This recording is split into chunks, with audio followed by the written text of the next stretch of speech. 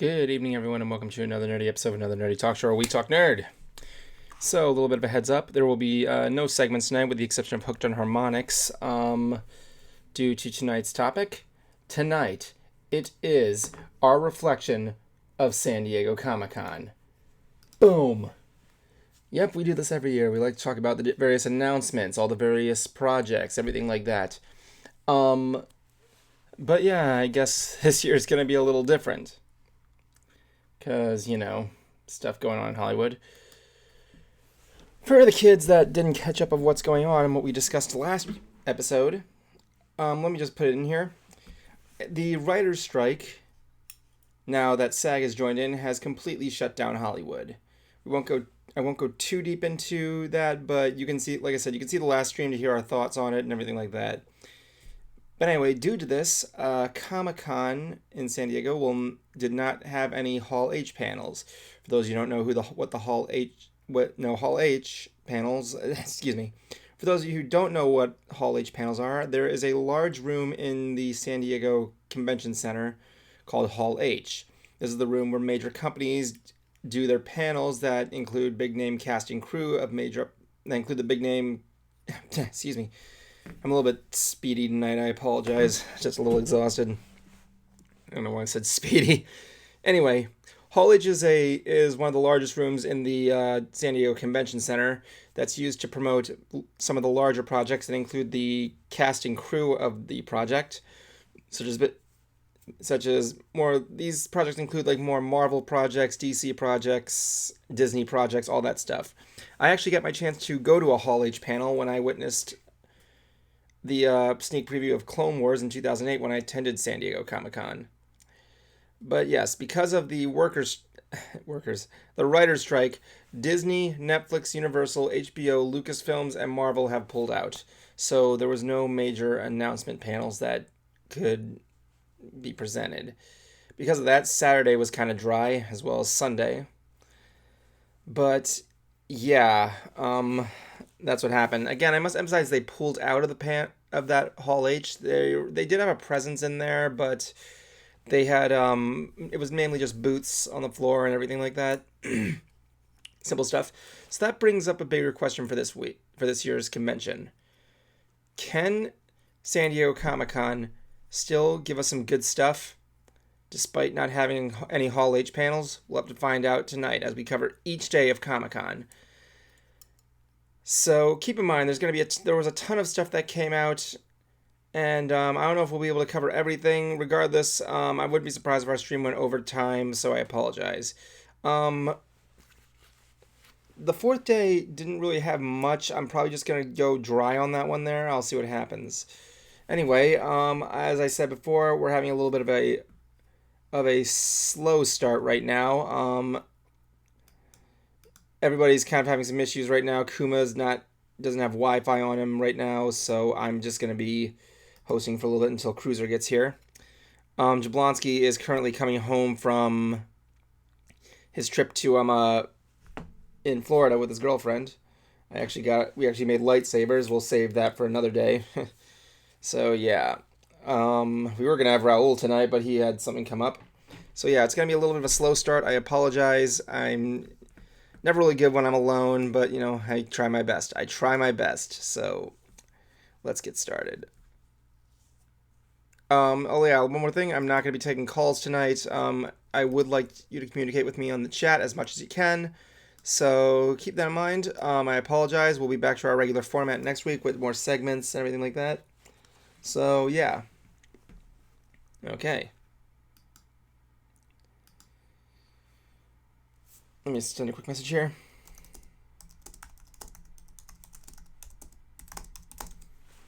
Alright, so let's go on with day one.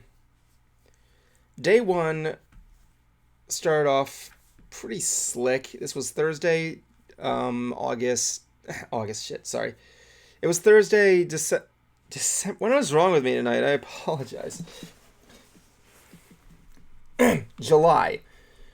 It started off on Thursday, July. Making sure I got this right. July 20th. July 20th. Shit, please excuse me. We had some small trailers. let's have a look. Let's bring this up here. All right, let's see what we got happening this week. Some of the excuse me, I have to get things set up. I'm a little slow tonight. Once again, I graciously apologize. How have you guys been doing out there? Talk to me.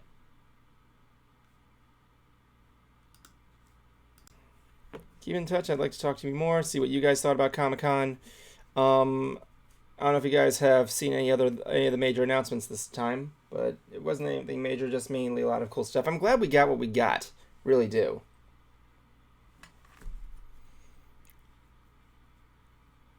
Let's see here.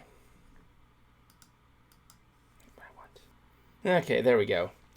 So, with that said, let's get down to business to defeat the Huns. Usual stuff. Meh. Okay.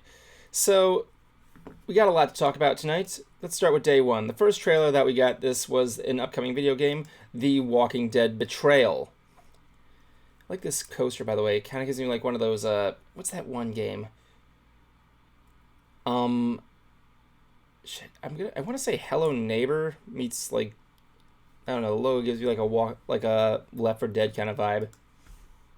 Side note, I'm glad to see that Simon Whistler there in the corner is part of the cast. I pray everybody knows who that is. Probably not. But yes, let's talk about how that.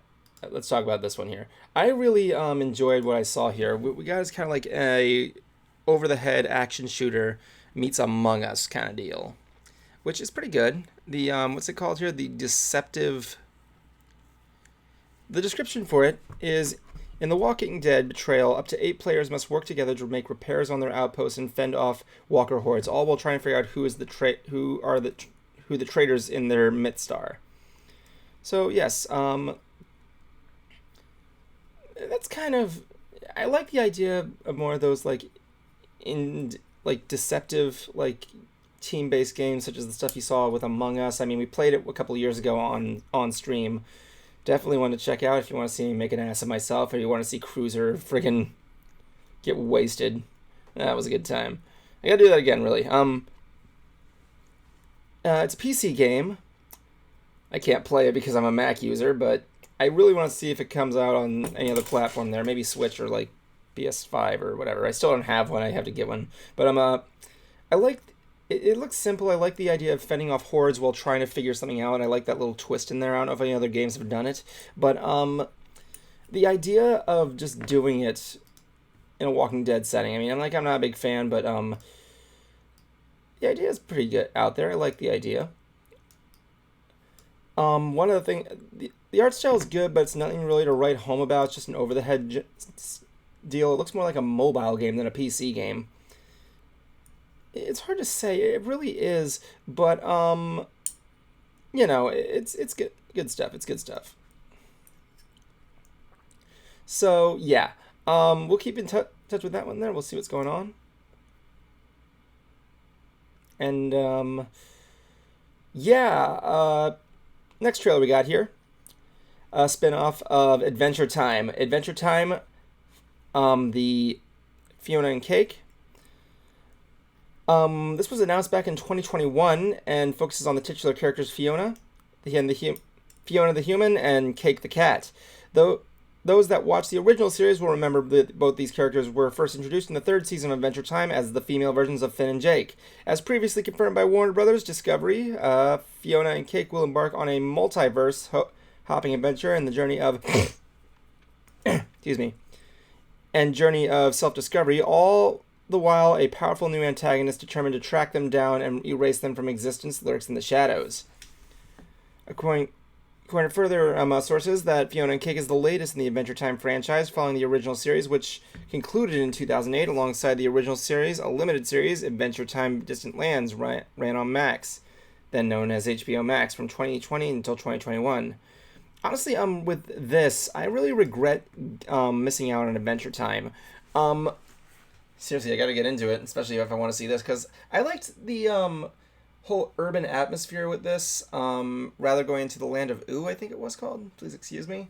Like I said, Adventure Time was something I missed up. It's like what right up there with Samurai Jack. I've been meaning to binge watch it for a while. So yeah, the idea of a spin-off with other characters, especially the gender bent versions, I find really freaking hilarious. But I don't know, like, what do you guys think about that spin-off? Please let me know. The Adventure Time spin-off will be coming out on August 31st on Max.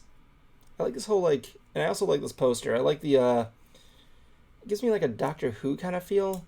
I don't know why, and it's not because the guys in the tux or in the tux and bow tie or anything like that. I just, maybe it's the colors of the layout of the poster with the people in the background, but I think it was good. I think it's a good layout. But yeah, the show itself, it looks really good. I see some characters I recognize: Ice King, Princess Bubblegum. If you look in the poster, I don't know if he was in the trailer itself, but you can see Finn back there, right there. Hold on, I gotta just bring that up a little bit. Yeah, there you go. You can see him right there. Everybody else in there as well. I'm actually really interested in seeing where this goes. Really am. But we'll see what happens. Like I said, I have to catch up on it. What do you think of that? For those of you joining me now, I'm reflecting on day 1 of San Diego Comic-Con. Thank you for joining. Okay, let's go on here. Next up.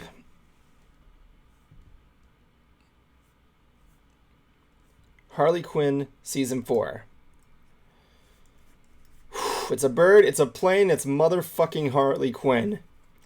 First of all, this is a shot from it within her bat suit. Oh my God. This had a lot in it. Lex has a rocket that looks like a giant dick complete with hairy balls. We see Harley Quinn in her own bat suit. Ivy's hired by Lex Luthor. There's supposedly more sex, more drama, more Bane, more Harley Ivy. Is that the name? Harley Ivy? What I'm seeing here, like, the comedy you see in all the other in the past seasons is there. I like the idea of Harley Quinn going out and fighting alongside Batman, Robin, and Batgirl, which I think is freaking hilarious. Again, look at that bat suit. I think it's just adorable. I mean, what do we call this? Batquinn? Is it Batquinn? I don't think I've ever seen, if I'm familiar whether or not Batquinn was a thing in the comics, but it's as good as you think it is. Is Harley Quinn? I like it. I like Harley Quinn very much. I haven't seen it in a while. I can't really remember too much of it, but I liked what I saw. The relationship between Ivy and Harley is adorable. I really want to see where that goes, especially with her fighting crime. I couldn't really tell, but like, I can't tell whether Ivy's aware that Harley is fighting crime now, but it's a little bit it's hard to tell. It really is difficult to tell. So, I mean, I'll keep my eyes on that. And I'm going to definitely see when it comes out here. It's going to be released in July 27th, not too far from here. A couple days. Good stuff. What else do we got here that happened here? It feels like Christmas when I do this. Invincible released a trailer on day 1. Not a trailer, excuse me, a poster on day 1. If I ever bring it up, what the heck's going on? Why am I...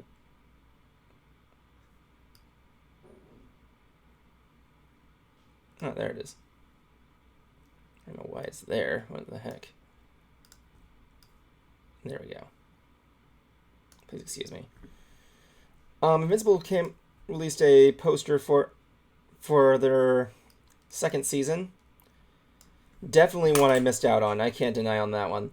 But we got a good they did do a trailer like 2 days later, so we're gonna get to that later. I liked what I saw.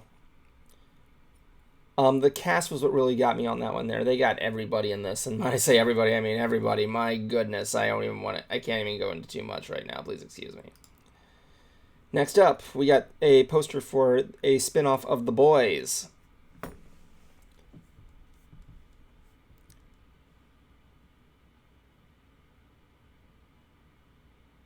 feel like I'm forgetting something. I think I did something out of order. Please excuse me.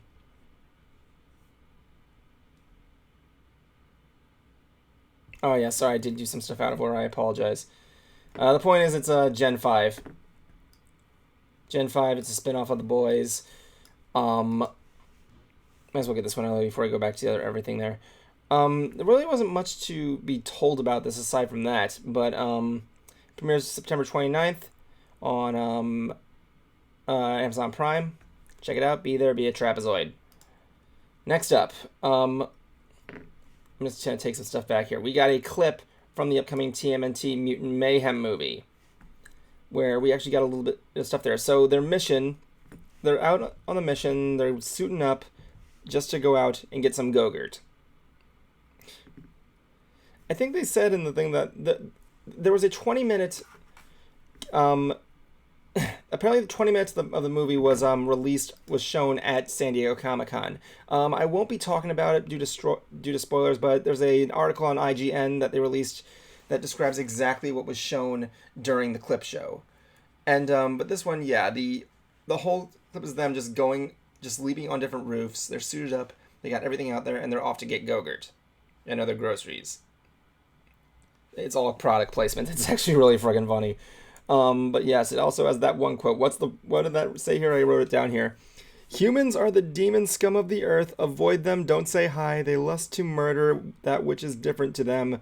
To interact with them is to die. Give me a t-shirt that says that. I beg of you. Please tell me there's one out there. Oh my gosh.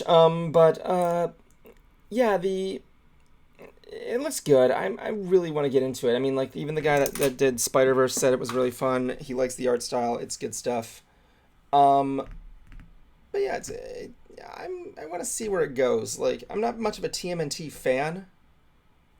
There is some more TNT news that was released during the con that day. So, yeah, we'll see. Yeah, we'll get to that later because it's actually pretty impressive. I want to see what they're going to do with this idea.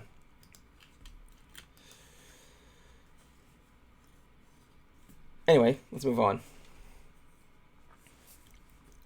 Next up here, we got announcements of, we got another trailer for Spider-Man 2, the video game, the PS5 game. It's been a while since we heard anything from this. But I know people have been following it like crazy. Really like what they got going on with it. It's going to be great.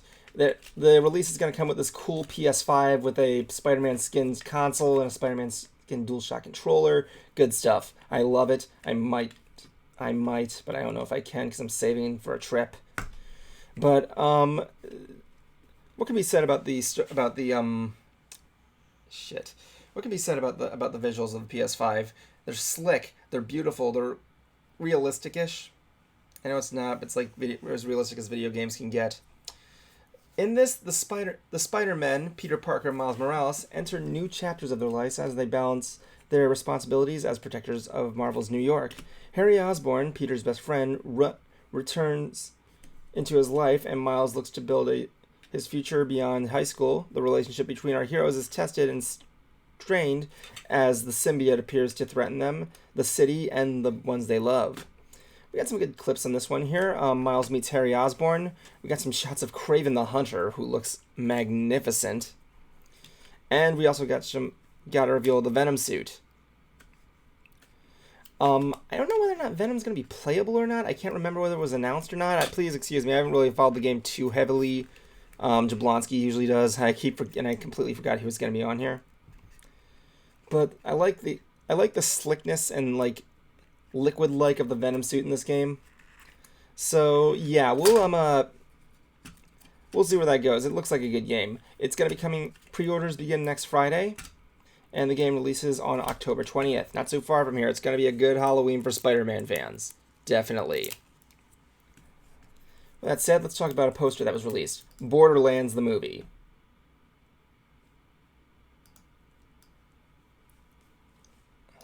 There we go, Borderlands the movie. So, it's been a while since we talked about this one here.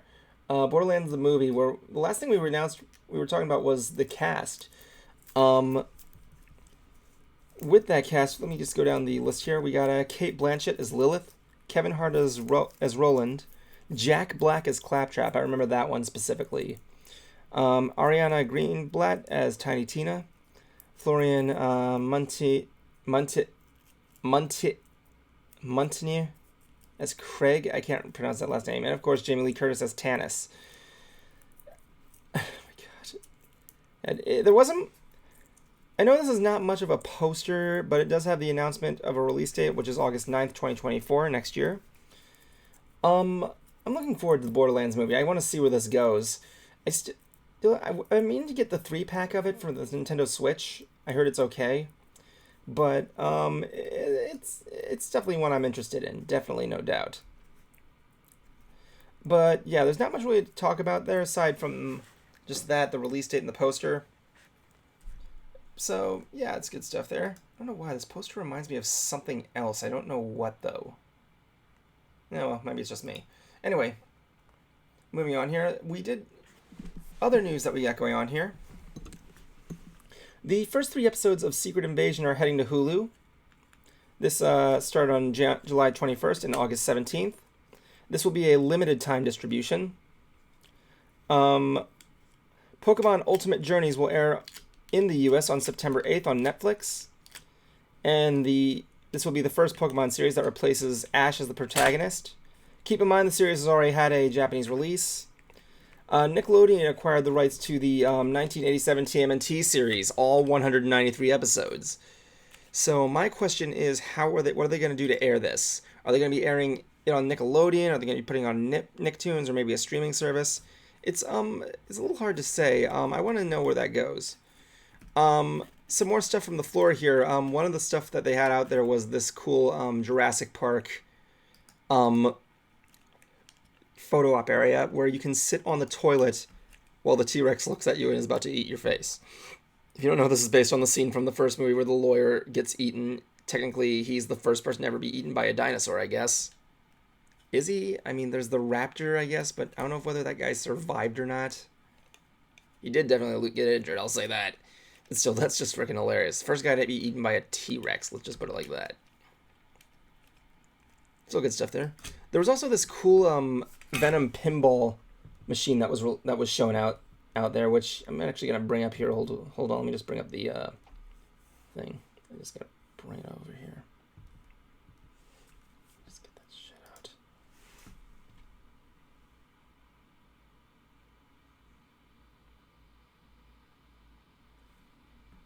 What the hell, man? Why isn't it opening?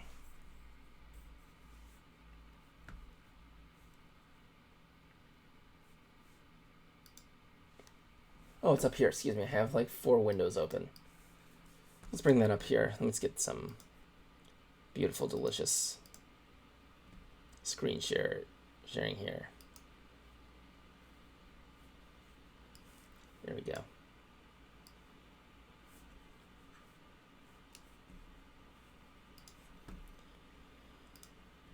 Leave me your thoughts on this year's Comic-Con. I want to see what you guys thought.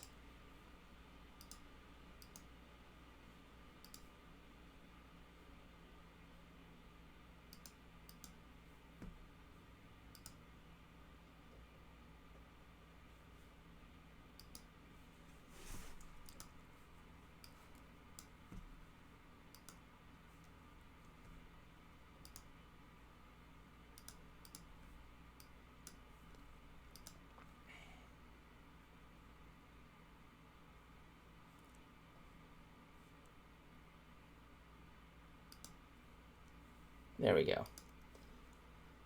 It's not every day I use this screen share feature. It's kind of rare, and I like doing it. So, yeah, they were unveiling this cool Venom pinball machine that I really wanted to show off. Let's get stuff here. One of the sources.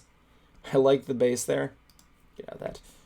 The base there looks amazing. I like how the shoot ends in his mouth. Him eating the pinball. That's pretty freaking cool. The flippers. The symbiotes everywhere. Carnage in the background. Believe me, there's a lot in there. Look at that. Look at that motherfucker.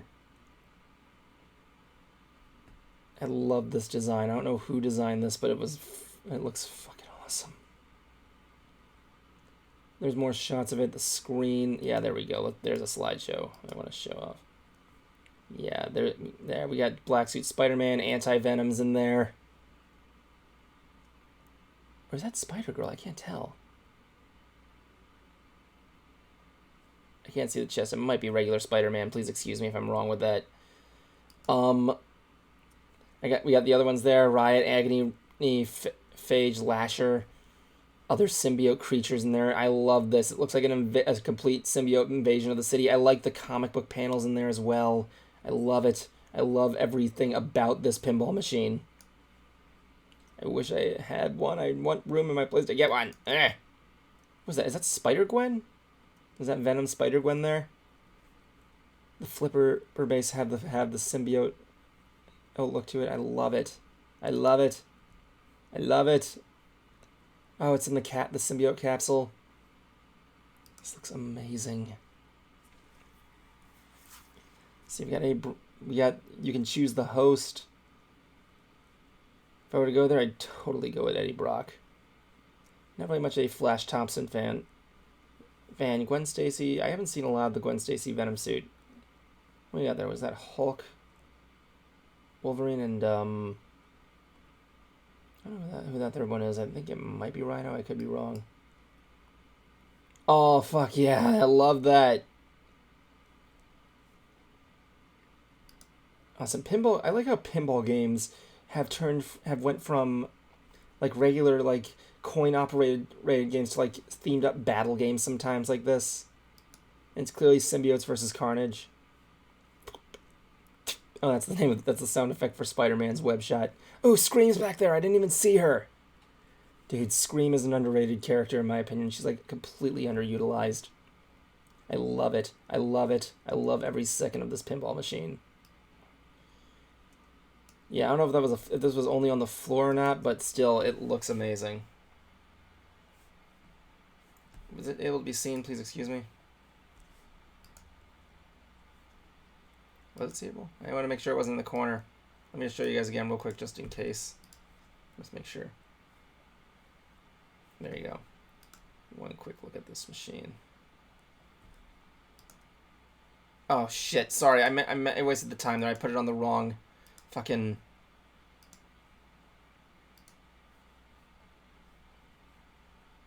I am so sorry. I am so sorry. There we go. Let me just start over from that. Right here, the opening there with his mouth over the pinball machine. Just pull it down. There we go. I like the flippers. Burrs with the ball in his mouth. I'm gonna be cutting this out. Please excuse me. Come on, man. Really? There we go. Anyway, there we go. Pull it in. Nice. Again, the symbiote theme looks amazing. I like how he's eating the ball. It's really cool. I love it. I don't get the pupils, though. I don't remember Venom having any pupils. Are those pupils or oh, it's his mask. I don't know. You got the exterior of the machine. I like this art style. I don't know who designed this. Really cool. Pretty good stuff. Got Spider-Man in there. I thought that was Spider-Punk for a second. That was his mohawk, but I don't think it was. But yeah, I love it. I love every second of it. It looks so cool. We got the head of the pinball machine right here. Great stuff. Great stuff. Got Spider-Man in there. Anti-Venom's in there. There.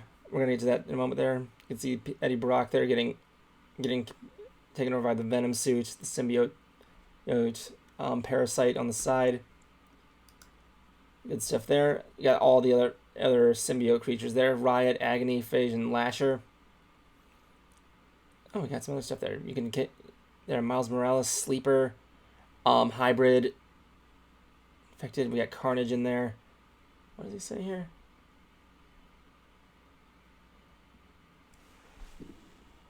Easy as pie. Excuse me. Let's keep going on. Spider-Gwen's on the other flipper. I believe the other flipper had Peter on it. Yeah, Peter was on the other one. It's good stuff there. I like how Carnage is reaching in there. Another shot of Eddie Brock being like taken over there in the bottom.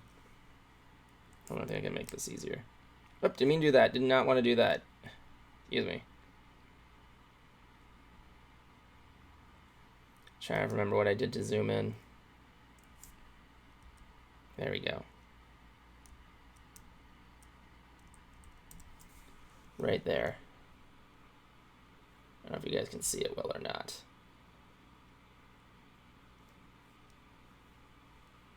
Yeah, you can't. Please excuse me. I like the side there. We're gonna get to that in a moment there. The venom in the parasite in the capsule looks amazing. Each one there. The host you can choose from Eddie Brock to Flash Thompson, Gwen Stacy, Peter Parker. I'm guessing that over there would be Hulk, Wolverine, and I don't know who that is. Actually, I can't really tell from this distance. That's awesome. I keep forgetting what that one is called. But I like how like pinball machines have gone to like regular stuff to battle games. In a way like that, how they got all these different themes. Oh, and again, I noticed Scream in the background. Scream is very underutilized in my opinion. I love her. There she is again. I like how that bumper has the Spider-Man web sound effect. That's really cool. So yeah, that was what we got for day 1 at Comic-Con. Good stuff. A lot of things to talk about. A lot of things not to talk about, but whatever. Nothing to write home about, but how about that? With that being said, let's move on to day 2. Day 2 of San Diego Comic-Con was it had a lot of stuff there for Friday. This was the 21st. So yeah, we got a lot more trailers and more stuff here. It was mainly just trailers, no new specifically poster release trailers or anything like that, like last time. I mean, yesterday we mainly just got like a warm up. This week we kind of have more focus on products and some news, and mainly just a lot of new trailers coming out here. If you don't know what that noise is, that's me playing with tape. Please excuse me. With that being said, hold on, I gotta answer another quick message.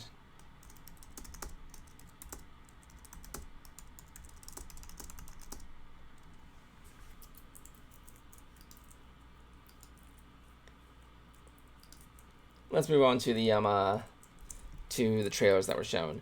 The first trailer that we showed that day was The Marvels. Now, this is a movie I've had my eyes on. I don't really know whether I'm interested in it or not.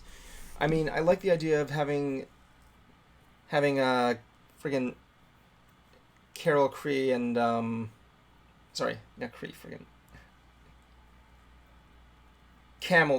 Kamala and Monica Rambo, I can't remember. Teaming together. I think that shot of Nick Fury in the center. Let's go to the trailer. So the trailer itself, this was the plot. Carol Danvers, aka Captain Marvel, has reclaimed her identity from the tyrannical Kree and taken revenge on the Supreme Intelligence. But unintended consequences see Carol shouldering the burden of a destabilized universe. When her duties send her to an anomalous wormhole linked to a Kree revolutionary, her powers become entangled with that of Jersey City superfan Kamala Khan, aka Miss Marvel, from Miss Marvel. And Carol's estranged niece, now Saber astronaut, Captain Monica Rambeau. I'm just going to call her Rambo or Rambo. I apologize. I'll try and call her Captain Monica. So we got an idea what Carol has been up to lately. It wasn't really much to talk about, just traveling around doing stuff. And as we said, we got a cool poster here. I like this look. Has like a bit of with a hand-drawn painting look. Definitely one to write home about. I wish I could, like, this looks like a tattoo. That's what I like the most. Other things that were really cool about the trailer. We got kind of the same thing. From what we know so far, we got to see Kamala's first interaction with Carol, a fangirl talking to her hero. Really like that. Like that interaction. I mean, like, I would be the same way with a celebrity, honestly. It was cute. It really was cute. Darben is seen with the Kree Empire's accusers, and she has the same bracelet as Kamala. I know in the series it didn't really go into what the bracelet was and that she was a mutant. Whether or not the bracelet had anything to do with her powers, I apologize. It's been a while since I've seen Miss Marvel. The point is, I like that seeing this team interaction. I like the fact that whenever one of them uses their powers, they switch places. And the thing that's cool about Miss Marvel is that she's based on a heroic concept I came up with for my dream project. But that's another story altogether. We get to see the cat eat an alien. I like Kamal's reaction to that. Nick Fury have more appearances in there. Aside from that, it wasn't really a lot to say. I like what they're coming up with. I may see it. It depends on how it turns out. I mean, with the original Captain Marvel movie, I thought it was okay. It just kind of was boring to me. Not bad, but not good. I know a lot of people can disagree with me, but why not? Next up, Rick and Morty Season 7. How many seasons is that now? 3? What did they say in Season 3? It was,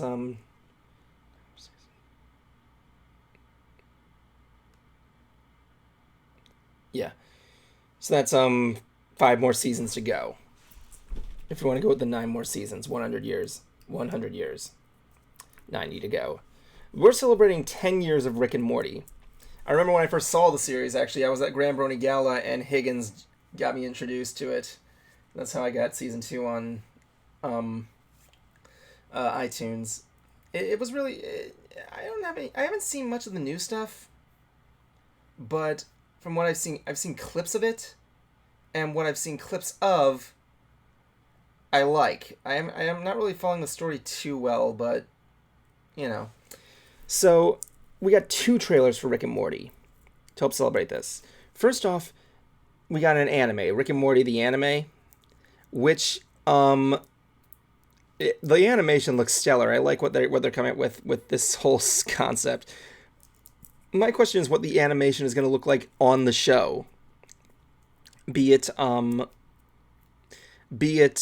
like similar to that of the anime or anything like you'd see in like 3D esque look or like a 2D esque look. It's endless. I mean, like it's an obscure idea for Rick and Morty the anime, but I'm open to experimentation. I mean, if they can make it work for SpongeBob, why not Rick and Morty?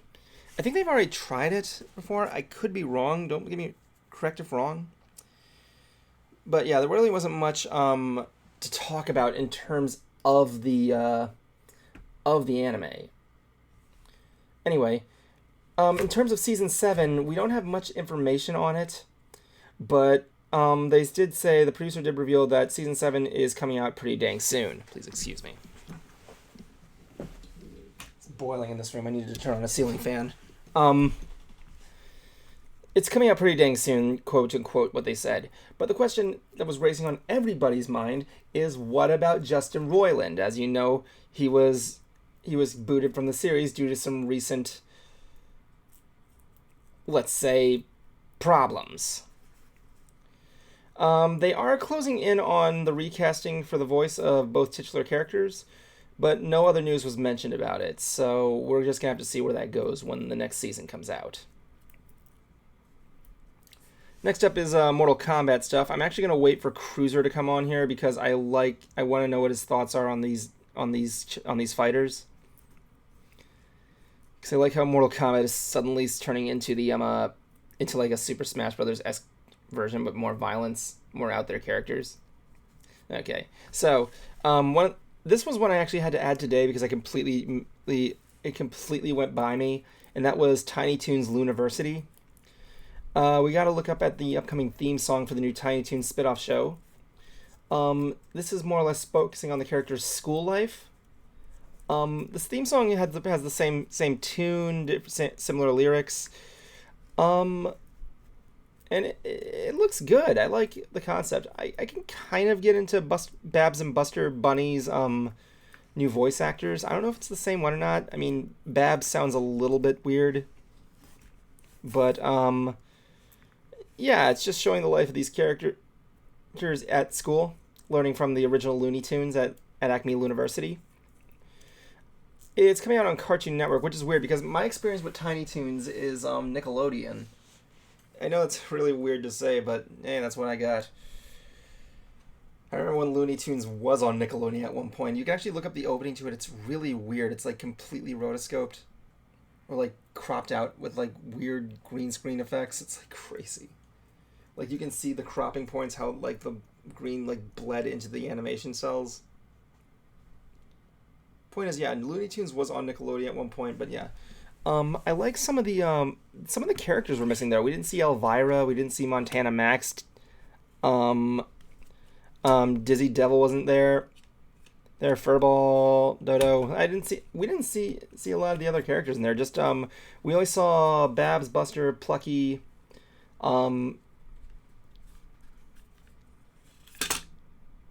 Hampton, and I forget who the other character was. I don't know whether it was originally or not. It was an original character or not. I think it was the girl that was supposed to be Pepe Le Pew's like equivalent. Lord knows how that goes. She has like a gothic punk look, which is pretty friggin' funny. But yeah, the show looks solid. I can't wait to see what they come up with in this new update reboot. But let's go on to some of the stuff to some other news. Marvel unleashed their new look for the Punisher. The Punisher. Okay, so here's our new look for the Punisher.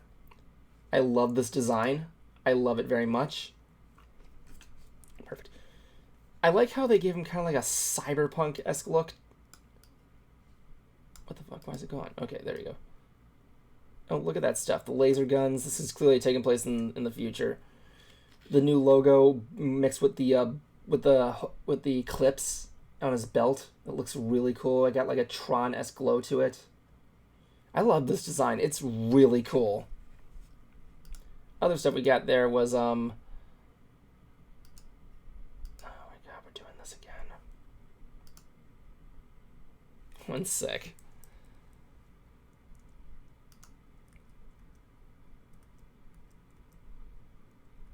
Let me just get that out there. Cool. That. There we go. Another shot of him from below.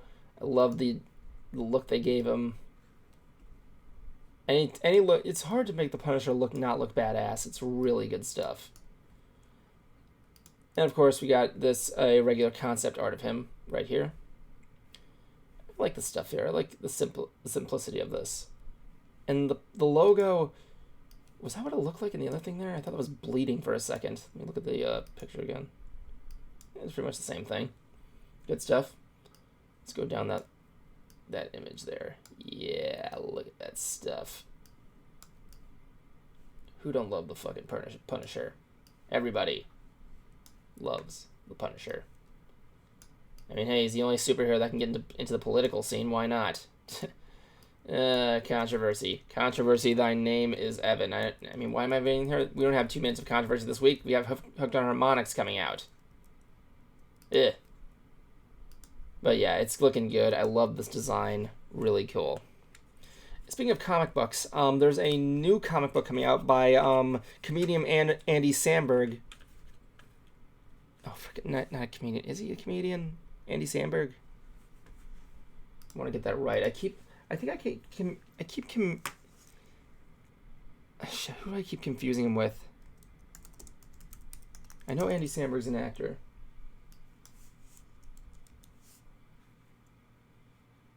I keep getting confused with Seth Rogen. I know that's weird to say, but like, yeah, he's a comedian, actor, writer, blah blah blah. But he's teaming up with the guy from Fall Out Boy. Is it Fall Out Boy? Shit, I am not on the A game today. Please excuse me. I'm really tired tonight. It's been a while since I've had a good amount of sleep. Joe Troman. Was it Fall Out Boy? Jesus Christ, where did you come from? You know, you do this every stream, Evan. After a while, it gets old. No, I was focusing on the... no, let me... Wait, what? What, me freaking out about where you came from? Yes. No, let me explain. I was looking at another screen. I didn't even hear you come in until you burped. There we go. There we go. Welcome to the stream. Thank you. I was choking out here. This is why I need you guys. In more ways Yes. than one. Well, I have been wanting to open this for a very long time. Give me a moment, dude. We're getting to it. We gotta get through. We got to get through all this. Fuck Comic-Con. No. Anyway, Yes. Anyway, I was just going on to the to a comic book that's being designed by Andy Samberg and Joe Troman of Fallout Boy. These guys are making a comic called Holy Roller 1. I'm sorry, Holy Roller.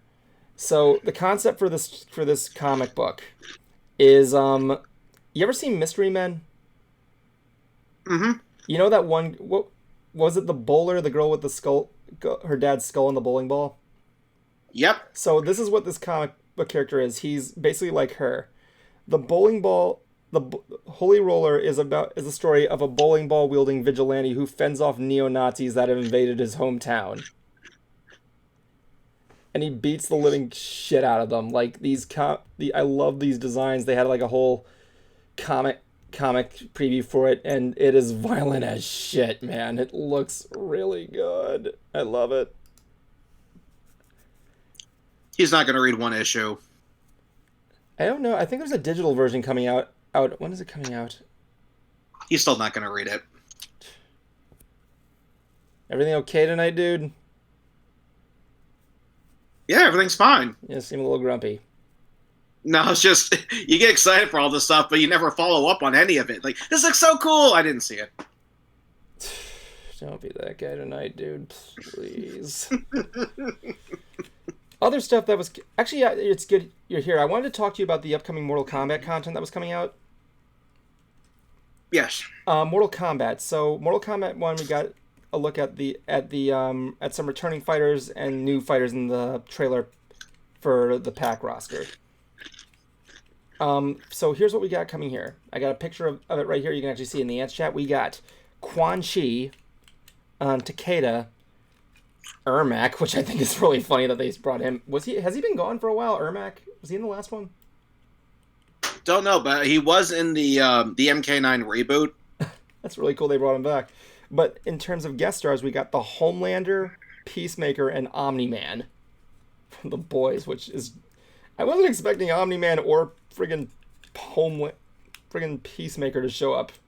Nor the Homelander. I was thinking they were... With Mortal Kombat, when it comes to, like, guest fighters, they usually go to, like, movie monsters and shit. And Spawn. What day is it in? Looking on the Ants chat. Day 2. Okay. Journal poster. Peacemaker. Okay. And Peacemaker and Mortal Kombat. That's just... I hope they get John Cena to voice him. They did get J.K. Simmons to voice Omni-Man. Yeah, I gotta say, I don't see the big deal with John Cena. I mean, not just really Cena, but all wrestlers as actors in general. Because, let's face it, they're not acting. They're not really playing a part. It's the same part over and over again. Even in voice acting? That's the only place where you can really disguise it. I mean, does anybody here really see Peacemaker, or do they just see John Cena? Peacemaker. John Cena. Really? You can all see... Wait, oh yeah, Peacemaker wasn't animated. It was live action. Please excuse me, I forgot. I keep getting... I was thinking Invincible, please excuse me. Like, the only time where, in my opinion, where it quote-unquote worked was Jumanji 2. Because the Rock got to play, this parodied version character of himself. And that's when I think it worked. But, again, when he was in Moana, did you really see that character, or were you just picturing The Rock? Debatable. Like, I knew it was Dwayne The Rock Johnson, but I'm like, I can see the character. It's hard to say, honestly. It's been a while since I've seen Moana. I'd have to rewatch it to kind of give a good answer to that. I mean, his character was good. I didn't hate him or anything like that. I mean, let's just face it, The Rock can't really sing too well, but, Well, I mean, this dates back, years ago. Like, I remember when they tried turning Hulk Hogan into a movie star. He was in a movie called The Suburban Commando. Oh, he was in everything back then. Yeah, but again, no one saw the character. They just saw, hey, it's Hulk Hogan in a tutu. Fuck, why aren't we putting Hulk Hogan in Mortal Kombat? That would be awesome. That would be cool. Fuck, that's a new commission. Put wrestlers in Mortal Kombat. That's our ticket right there. I think they tried that. It was called Celebrity Deathmatch. That doesn't count. Come on, you want to see fucking... If we put John Cena against Scorpion, that would be a show.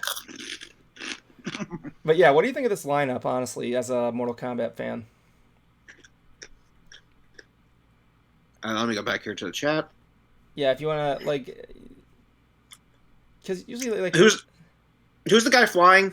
I believe that is Homelander from The Boys. It could be fun. It's still too early to really say anything. Yeah. But the other thing that came out, that wasn't the only Mortal Kombat news we got coming out. This trailer killed me, by the way. And that was the next entry in the Mortal Kombat Legends animated series, Cage Match. I remember where we got Joel McHale voicing Joel McHale. I mean Johnny Cage. I'm sorry, he looks exactly like Joel McHale. I can't get over that, but I think it's funny. Well, I like the character of Johnny Cage, especially with who don't like Johnny Cage? Who don't like Johnny Cage? What was funny was what they did in the MK9 reboot. They had him plug some of his movies during the story. Like one of them was called Ninja Mime, and in one of the stages, you can actually see the movie poster. It says, Ninja Mime, silent but deadly. Why can't we get these as, like, secret content in Mortal Kombat games? You know how you can unlock, like, video clips and everything like that? Like, there was that one where you can unlock cooking with Scorpion. I want to see trailers for these Johnny Cage movies. But yeah, we get to see his past, how he got into martial arts. And we got that cool phrase by him, kick first, be awesome, make money. It's also worth mentioning that this movie is going to be featuring the last voice role of Gilbert Gottfried, who plays a character in the movie. I can't remember who it is specifically. I had a hard time looking it up, but yeah, this is his last role recorded, which is really cool. Gilbert Gottfried's in a Mortal Kombat movie. And we already know the outcome. Yep. Fatality. Yeah. May he rest in peace. Although I did see him voice Scorpion one time. And the Toasty guy. No, what was even better is when Slipknot announced a new member of their band, the guy who wore the mask, they just called Tortilla Man. Oh my god. And someone had hired Gilbert Gottfried on Cameo to admit that he was Tortilla Man. What I would have done is that I would have done the same thing, but with Static X, who announced they have a new frontman called Zero, who's just a character, and say, I am Zero from Static X. Who else do you think could sing such whimsical tunes like Push It? Yeah, who'd you think it was? Edsel Dope? Who was the guy who was rumored to play him. I would have, like, if I had the cash and he was still around, I would do that in a heartbeat. Oh, yeah, definitely. May he rest in peace. We miss Gilbert. Goodbye, Iago. You are one greedy bird. Yep. See you, Dr. Bender. Anyway, Emma. So we have another comic book announcement. The X-Men there's going to be a new X-Men team coming out here. There really wasn't a lot on this, but yeah, there's going to be a preview coming out in November. We don't know who these new X-Men mutants are. If you want my guess, one of them might be Miss Marvel. But I'm going to get more into that later because they did recently announce a comic book that I actually am interested in reading. But let's go on to products, because I know this is Cruiser's cup of tea.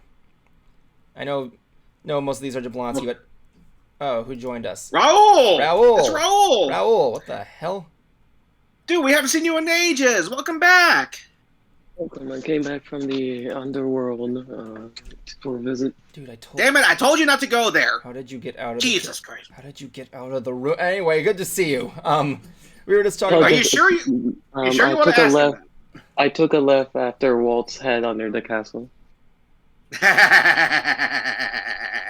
I'll be over at your place in 3 minutes after the stream ends. Anyway, we were going over some of the products that were announced at Comic-Con on day 2, because I know Cruiser's a big sucker for stuff. Let's get into the toys. Let's go into something I was looking forward to and was kind of disappointed on. Was this? We start. This is for 18, and plus for these are special toys. There you go. Yeah, it was the announcement of this year's Star Wars Black Series, but I didn't like what they kind of got. I mean, one thing was pretty funny. I thought it was pretty good. I know the Black Series consists not just of helmets, but also action figures. I just feel a little underwhelmed by them because I have because I'm more of a helmet collector. But except for one, that was good. The first thing we got was this cool figure of Pre Vizsla with the Darksaber. I do admire the craftsmanship with the little details. You can see this in the Ants chat, by the way. Mm-hmm. I think I like the glow of the Darksaber sticking out like that. That's pretty cool. That's pretty cool. And it being a member of the Death Watch is pretty good. You got one for R2-D2. Basic stuff. Nothing too interesting, though. I also kind of bugs me that he's just on the bottom of this image. He should be, like, front and center. Sweet background, dude. But this one I showed to Cruiser, and I remember you saying this was pretty funny. You thought this was kind of funny. Is that they got a line of action figures that are Star Wars holiday themed. As if the first holiday special wasn't bad enough. I'll be home for Christmas. Yeah, this isn't the only holiday themed toys, right? They got like a Life Day. Life Day. Thank you very much, Raul. Okay. But yeah, you get the joke. Oh, for a life. Can we just do a Christmas during December? Can we just do like an entire Life Day theme thing where we just try and sing Life Day? We change everything in regular Christmas carols and just change them into Life Day. Do it. Yes, let's do it. But no, let's go over these toys here. Okay, I'm gonna admit the Snowman Stormtrooper is kind of funny and clever. I like how the orange in his gun is actually the carrot. That is cute. I like the torch droid. I think this is adorable. I would totally buy that. Next up, we got a Jawa holding dressed as Santa Claus, holding Jabba's like monkey rat upside down. I keep forgetting this character's name. Please excuse me. That's a mistletoe. Oh my god, he does look like mistletoe. I didn't even notice that. It's the little things that count, people. It's the little things that count. We got a snowtrooper Nutcracker with a little mouse droid. That's cute. He's holding the Red Ryder BB gun. Well, he's not. That would be funny though. I don't know what it is.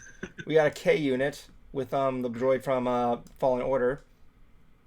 And so he does have blue balls. We got an Ewok. And albino. And an albino Porg.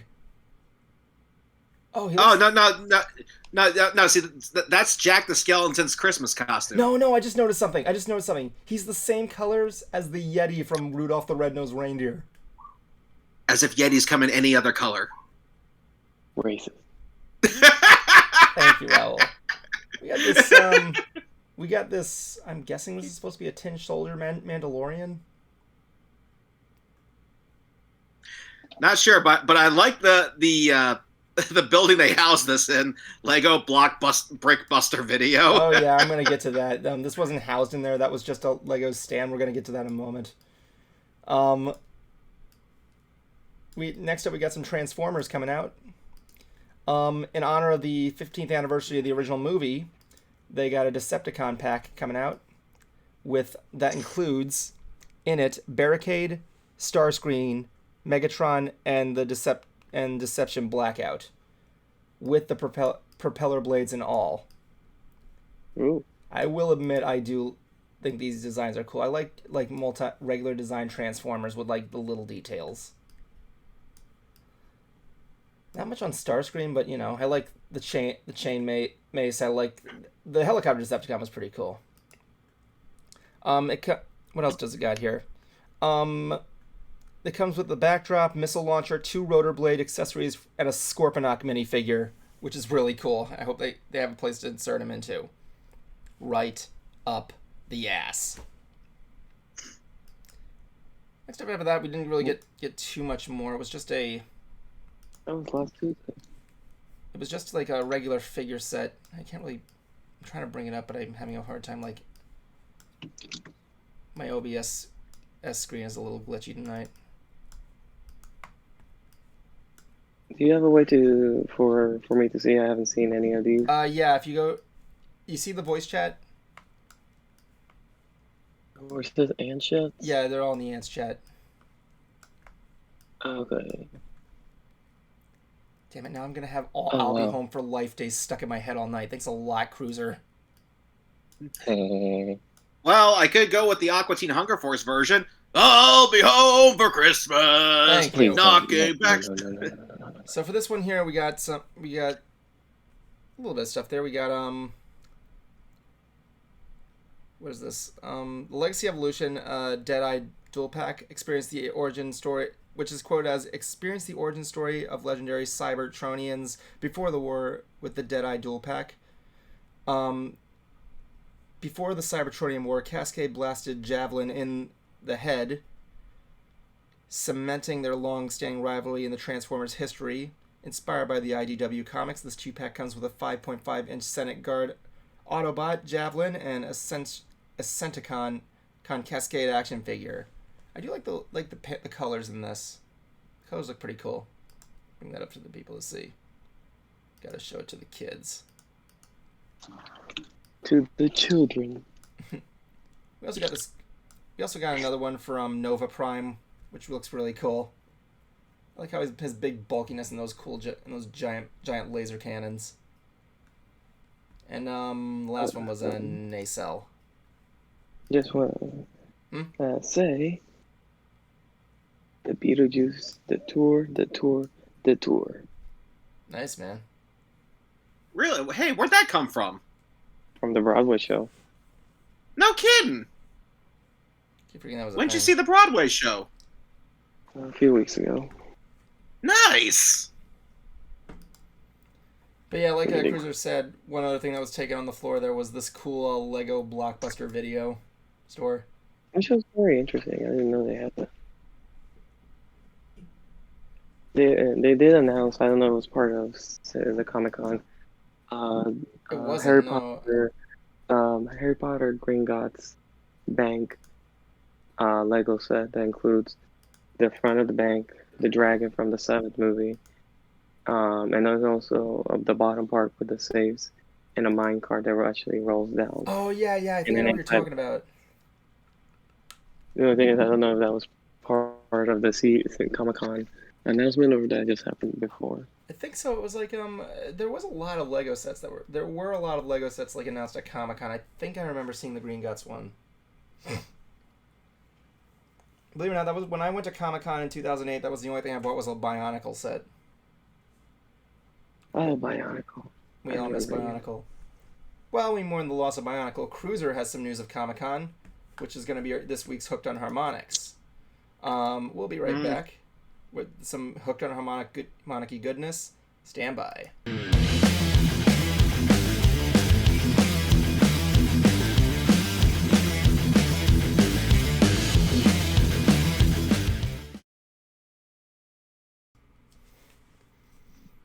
What's going on, Nation? This is the Concert Cruiser, and today, yeah, I actually do have some Comic-Con news. My friend Ro Coley is there with his booth, War Machine Merch. What's he doing there? Well, he actually makes merchandise for various bands, and one of them, all the way from Italy, showed up called Lacuna Coil. This is one of my favorite bands of all time. They have a very dark sound. However, it doesn't come off as too strong. It's just that right amount. Plus, not to mention, they have both a male and a female singer, which creates very unique textures with this line of music. Plus, just like me, they play 7-string guitars, which has a bit more of a crunch, but it doesn't sound as hard and heavy as, say, Meshuggah or Korn for that matter. Even though Korn was one of their influences. This was their breakthrough album, not their debut album, but the one that got them noticed here in America, Comalies. I would highly recommend people checking it out. Let's see here. We'll go with the... Let's see here. go with the first 3 tracks on here. Swamped, Heaven's a Lie, and Daylight Dancer. These were the songs that turned me into a Lacuna Coil fan. And I believe Lacuna Coil means dark spiral too, just in case you're wondering. And just hear perhaps something that you guys missed out on. This has been the Concert Cruiser for Hooked on Harmonics. But wait, Mr. Concert Cruiser, how can we help your friend promote his project? It's a merch. Or band. Well, Excuse me. My thing. Well, no, he makes merchandise for bands. They're called War Machine Merch. So look them up, and you'll see my friend Ro Coley. And you know what? Here's the thing too. If I had been working with Roadrunner Records sooner than I did, that man would have been my boss. Very interesting coincidence, huh? Yeah, no, I'm his boss.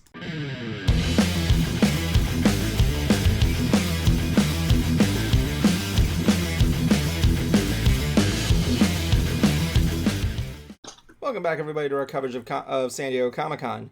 Raul requested... All right. Gesundheit. Boy. I know you want... All right, I'll let you do the unboxing, but I don't want to rail on it too long because, like I said, we got a little bit more news than Raul wants kind of a recap of what we already talked about. Well, how long do you think it's going to be? Well, I'll explain it. Well, the next day 3... How do I describe day 3? Let me get this out of the way here.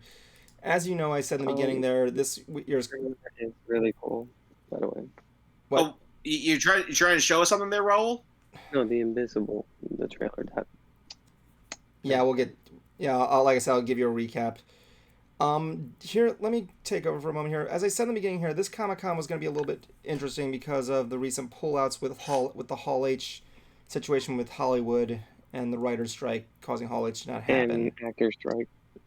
Yeah. Like I said, if you want more information on that, watch our last episode. We gave our thoughts and feelings and everything like that. So this is where... Okay, go on.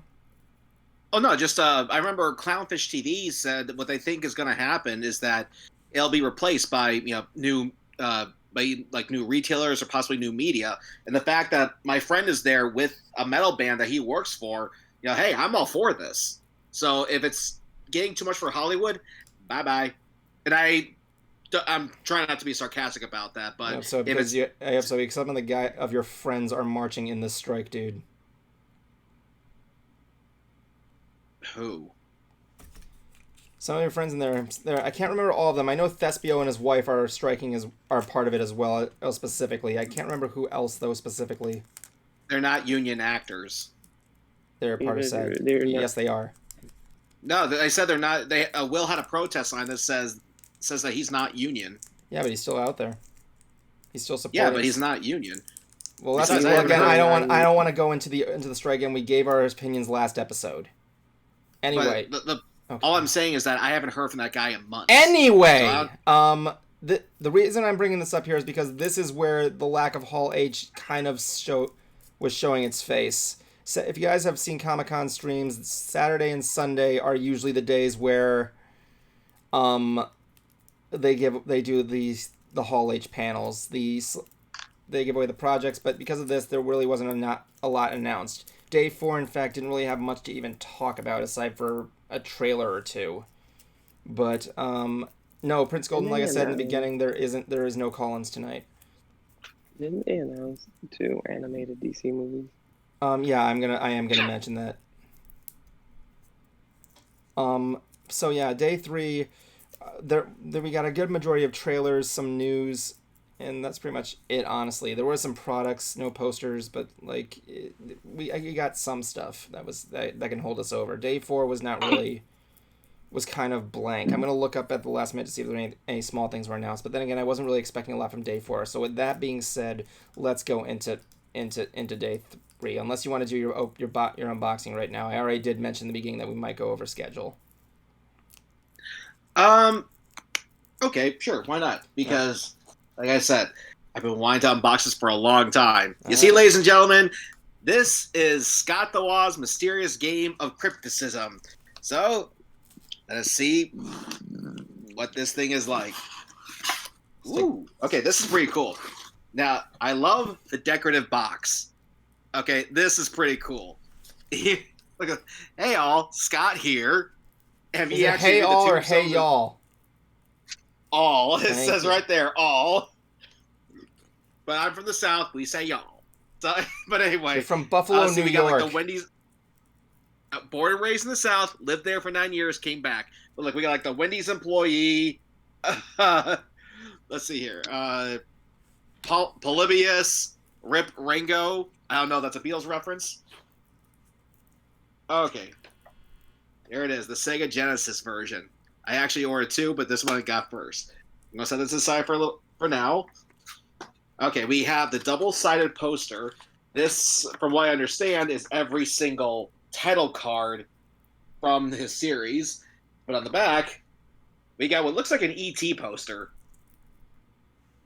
Well, something for him to sign, that's for sure. Okay, next up here, we have the comic book. I actually like this because this reminds me of those thick Archie comics that had like 3 stories in one. And this, same thing. The art style looks fantastic. My sister did. We got a lot of fan art in the back. And according to their I'm sorry email, it looks like there's going to be some hidden surprises in here. So I'm guessing that means QR codes. But I'm going to be occupied with this. That's for sure. Okay. Next up, we have the music CD. Now, originally, these thing was only going to be just 5 tracks, but because this took so long, they added 5 more, which consists of all that. So I gotta put these on my iPhone. Then coming up here, the exclusive sticker sheet, the one that you can only get by getting the Mysterious Game of Crypticism. What I always like, signed memorabilia, but if you look really closely, it's actually engraved. That's really See that cool. right there? Yeah, it's really cool. Yeah, it is. Oh, almost forgot. The cards. Now, I am going to cover up the QR codes here. These are the ones that you can only get from getting the Mysterious Game of Crypticism. Let's see here. But there's also the pack. So, let's see what I got. Oh. What? I was going to say, if unwrapping a card pack loses its valuability. This thing is not really worth much anyway. You don't know that. Let's see here. Okay, we have a Purgatory card. Heard your mama's card. I'm sorry, my mama only likes men. And the Emergency Therapy card. That's for Evan. I need Post-Apocalypse card. I need more? That's also Evan. That's also Evan. A Hey All Scott Here card. And a Mysterious Game of Crypticism card. You froze. How appropriate. Your camera froze. Oh, wait, no, you're back. You're back. You're back. Okay. And the Mysterious Game of Crypticism card. Yeah. The Nintendo edition. Yeah. But I know what everyone wants to know. What game did I got? Well, let's find out. I got a Scott the Woz Game of Crypticism. Just kidding. You froze. Again. Am I back? No. Turn your camera off and on.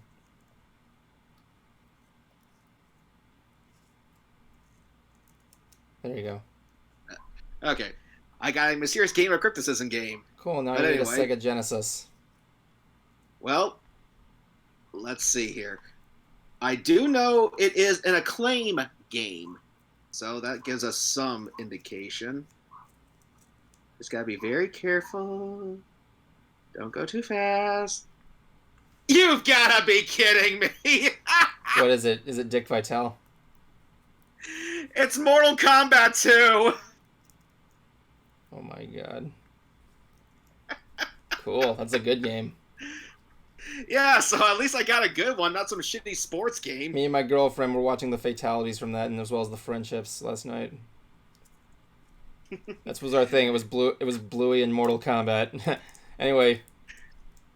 But yeah, that's the Mysterious Game of Crypticism. I got a lot of QR codes to scan, and I gotta say, I love the attention to detail that Scott put in this thing. I'm just hoping for merch he does wristbands. This is my thing. It's very punk rock. I love it. You do. Yeah, but this is cool. I hope he comes to a con so I can have him sign some more of this stuff. I gotta get a frame for the signatures to go with my video game autographs. And I'm happy to support charity. I love the attention to detail, man. This is awesome. Anyway, let's return back to Comic-Con. So like I said, day 4 didn't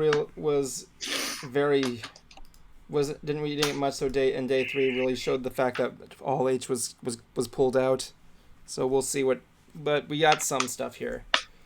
The first one. Okay, the first one, they released a trailer for the One Piece live action series. Oh, Lord. Let's just bear with this one here. I did like this trailer. The worlds look. They're going over. I like seeing some of the more live action adaptations of the original, first arc of the East Blue. I believe it was. Was that it? Yeah. The East Blue Saga. We got the Romance Dawn arc where we got to see Kobe, Alvia, and the scenes of Zoro. I don't know if we saw Helmepho and his father. I have to look at it again. The Orange Town arc. Buggy the Clown looks amazing. And we also got some shots of Shanks giving Luffy his hat. Syrup Village arc. They teased Captain Kuro of the Black Cat Pirates, hoping we get to see the dude in the box.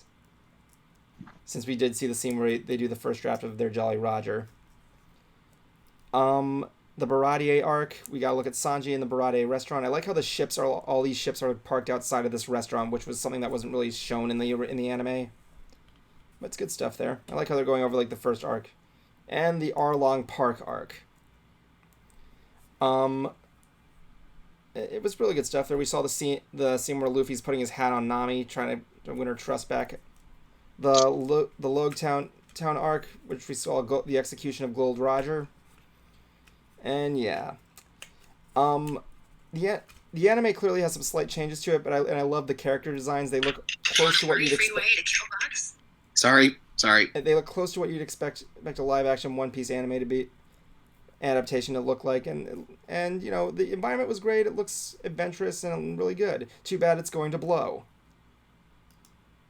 Just like the live action Cowboy Bebop. Well, let me go into details here. The Death Note. Ichiro Oda has released a new letter sharing his thoughts on the live action adaptation, teasing that fans will love the Netflix show has in store. Yeah, the guy who made the live action Death Note said the same thing. Bebop, I hated the live action Death Note. Bebop, the only thing I really hated about it was the story. But yeah, I'm tired of it. I'm tired of getting lured in by live action Netflix anime adaptations. So yeah, I'm going to be pulling up. Well, that hasn't come out yet. We haven't seen anything of it to as of yet. True, but the fact that the original show creators left the project due to creative differences. Well, we'll see what happens. We'll see what happens. I actually do have some hope for I have to see a trailer first before I kind of get into it. But yeah, the thing is, I'm tired of this. I'm tired of Netflix trying to do adaptations of Japanese anime. I mean, did they do Full Metal Alchemist? I can't remember. They released a live action movie, but it wasn't done by them. They just distributed it. Okay. Thank you, Frank. It's been a while. And you want to know what the thing is? I hope I'm wrong. I really hope I'm wrong. I'm hoping that something happens that gives light to this anime. I really want to see one of these things do good, but no, I'm tired of wasting time and watching this. I didn't even bother watching Cowboy Bebop mainly because... Like I said, Bebop... I will give Bebop credit. I do like the fight scenes. It did feel like Bebop, but the only thing I hated was the story. More specifically, what they did with Vicious. I think a lot of people just also hated that they attacked fans, or at least that actress did. Because look, I'm sorry, but that plays a role here. All right. You need our money and our attention. We don't need your content. Well, I just want to see where this One Piece thing goes. I really don't have any hopes for it. And even with these live action animes, I try to find some good in it. But anyway, let's move on to what we got next. We're moving on to a series I really have been considering of getting into, Star Trek Lower Decks Season 4. Sounds like a reality show. It is, and it's like an animated Star Trek series that's like more based on comedy. Mm-hmm. And I've seen episodes of it. It is. I have seen funny stuff. I don't know whether or not is this the Seth MacFarlane show, Raoul? No, the Seth MacFarlane is the Orville. Oh, the Orville. Yeah, thank you. Excuse me. It's been a while. Please excuse me. Honestly, in my opinion, Orville is a much better Star Trek show than most current Star Trek. Well, I like how. Besides maybe Strange New Worlds. I mean, Lower Decks. I haven't heard anything bad about Lower Decks. I like how Star Trek is adding more animated content to help bring in some more fans, because I know animation isn't specifically made for kids. It can be for adults as well, but I like how Nickelodeon's released like a 3D animated live Star Trek series to get them into the fandom, which is good. I think it's cool. That's a good idea. Cruiser, would you agree with me on that? I wouldn't say it's a bad idea. It just all come. Well, no, because the one thing I have noticed as I get older is that there's really no such thing as a bad idea, just a bad execution. That's a good. I like that phrase. I like that. I like that philosophy. So the fact that they're doing this, not a bad idea, but it's all going to come down to the execution. Yeah. Let's see how it turns out. Well, considering Lower Decks is now on its 4th season, I guess the execution worked. But like, there were some funny jokes in there. Like I like this one scene where they're in a bar, right? And one of them gets a knife thrown at him, and she's like, "I'm fine." She pulls it out and drops it in a jar next to her that's like filled with other knives that were thrown out of their patrons, which I think is funny. But yeah, it was. I like what I saw with comedy in it. Raoul, why are you invisible? I'm in my closet. Come out of the closet. Hey, Pride Month already happened. It's never too late. Anyway, you celebrate a different Pride though. You celebrate Puerto Rican Pride.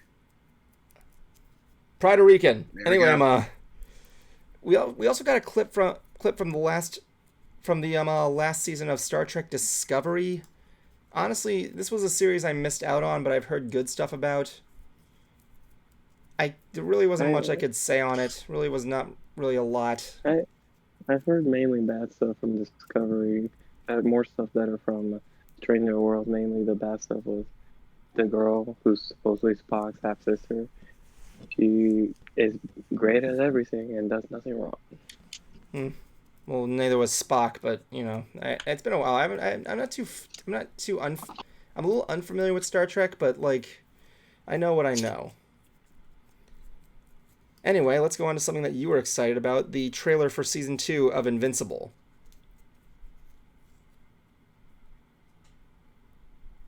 Raoul? Yes, I'm here. Yeah, well, what did you think of the trailer for Invincible Season 2? You said you were really excited for it. Oh, I loved the first season, so I guess the fact that we finally got at least a trailer for it. Yeah, it was a little bit of a tease. They showed a poster for it on day 1, but then and they said they were there might have been more to the next panel, but they didn't. But yeah, they did release the trailer, and it's really cool that they got this cast. They got a lot of people in this cast coming in. Yeah, I mean, in the first episode from the first season, they had a lot of the Walking Dead people, of course, because it's a Robert Kirkman comic. There's a lot of people here. I gotta look this up. Seth Rogen as Alan the Alien's gonna be in there. Like, I have to go down this cast. You got Sassy Beats. J.K. Simmons is coming back as Omni-Man, obviously. I mean, he's also coming back in the video game. Come again? Mortal Kombat. Oh yeah, definitely. We were talking about that earlier. How he's in Mortal Kombat. Cruiser approved. He's not even a fan of the Invincible series, and he approved.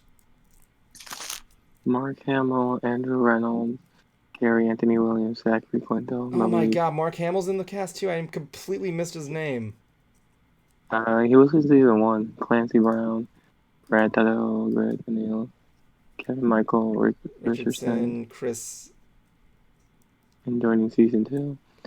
Sterling K. Brown, Cliff Curtis, Chloe Bennett, Barry Walgren, Cliff Alberto, Michael Allen, Josh Keaton, Tatiana Ben Schwartz, Paul F. Tompkins, Eric Balsa, Rob Delaney, But yeah, let's talk Mia about. Thompson. But, yeah, I'm looking at who's joining it. Ben Schwartz, friggin' Eric Balza, Tatiana Peter Masley, fucking Collins.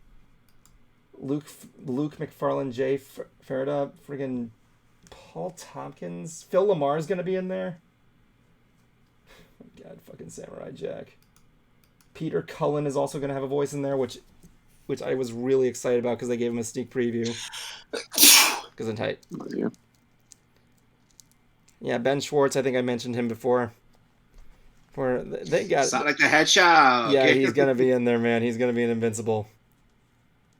And yeah, J.K. Simmons. They have the voice of Optimus Prime. Yeah, man, Optimus Prime is gonna be in Invincible now. I really want to watch this series. I've been too busy to. That's what I want to do when I finish World Part 2. I want to watch everything I missed. There was also a trailer for an Invincible interactive game called Invincible Presents Adam Eve, which is a visual novel you control with some action elements to it. There really wasn't anything more to say about it. It's just there. At least I like what they're doing. I haven't seen I don't think I've seen any visual novels that are that have like action elements of action in it rather than just telling a story. There's like you can make choices, you can do that stuff. It's gonna be a PC game. Looks okay, nothing too bad, but again, nothing to write home about. But what do you think of this trailer, Raul? Honestly, based on what you're seeing. Honestly, very excited. There's gonna be a lot more things Invincible has to go through, emotionally, and then of course, with the different villains and from what it seems, potentially even its own heroes. Indeed. Like, I need to watch season 1 still. I really want to get into Invincible. Well, I heard it's a good show. Wait, so you don't know the twist? No, I don't know the twist. I don't know. I know little to none about the series aside about like the story setup. I I am kind of surprised you weren't spoiled, so I'm gonna keep my mouth shut. All right. Just know that by episode 1, the end, you're hooked.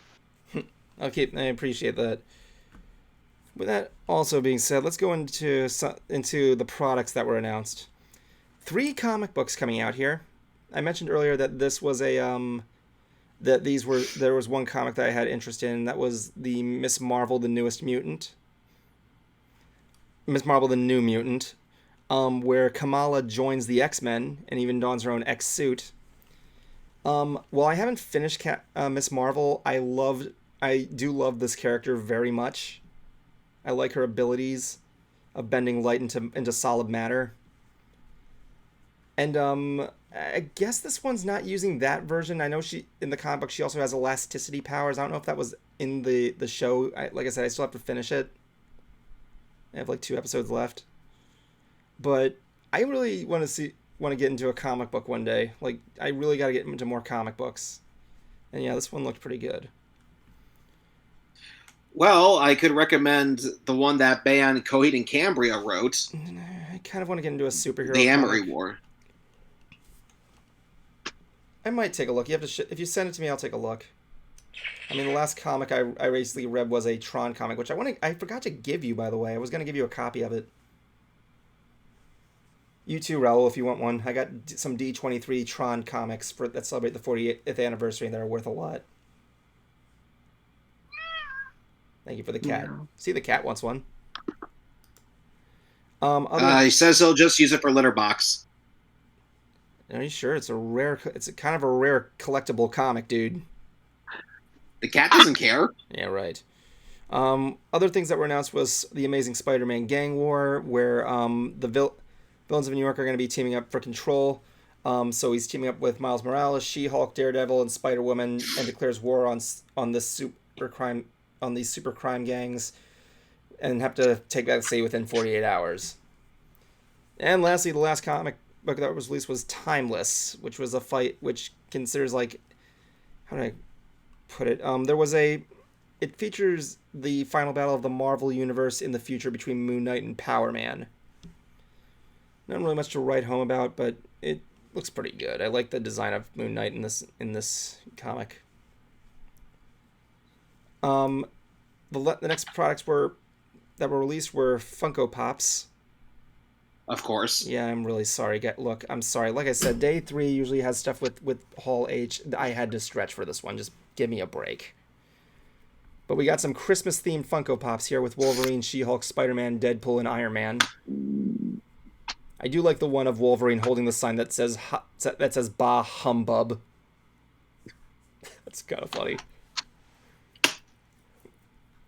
But yeah, nothing really much to write on that. There was also a release of a sketch of a Teenage Mutant Ninja Turtles Last Ronin 2 concept, which is going to be sequelizing the comic that came out in January.